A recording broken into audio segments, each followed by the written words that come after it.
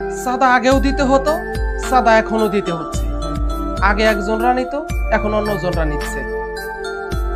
ঘুষ আগেও চলতো, ঘুষ এখনো চলে।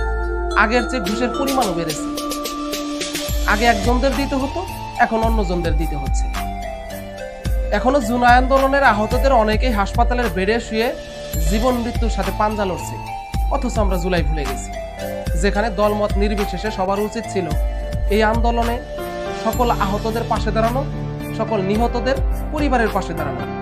সেখানে আমরা ব্যস্ত হয়ে গেছি চাঁদাবাজি, ঘুষ আর খুন খারাপি নিয়ে। এই আন্দোলনে যে মায়ের সন্তান হারিয়েছে সে মাকে কি জবাব দেবেন? যে ছেলে তার হাত পা চোখ হারিয়েছে তাকে কি জবাব দেবেন? যে ছেলে জীবনের তরে পঙ্গু হয়ে গেছে তাকে কি জবাব দেবেন? অনেকের চেহারার এত বাজে অবস্থা সে নিজেই নিজেকে চিনতে পারতেছে না। আপনাদের লজ্জা করে না এইসব পোলাপানের সাথে বেইমানি করতে? আপনাদের মতো চোর বাটপারদের জন্য কি আগের শাসনামলে ঠিক ছিল? গণঅভ্যুত্থান পরবর্তী সময়ে শ্রীলঙ্কা ঘুরে দাঁড়িয়েছে, কারণ শ্রীলঙ্কার সরকার ছিল চোর, শ্রীলঙ্কার নাগরিকরা সবাই ছিল মানুষ, আর এখন যারা দেশ চালাচ্ছে তারা হলো দেশপ্রেমিক।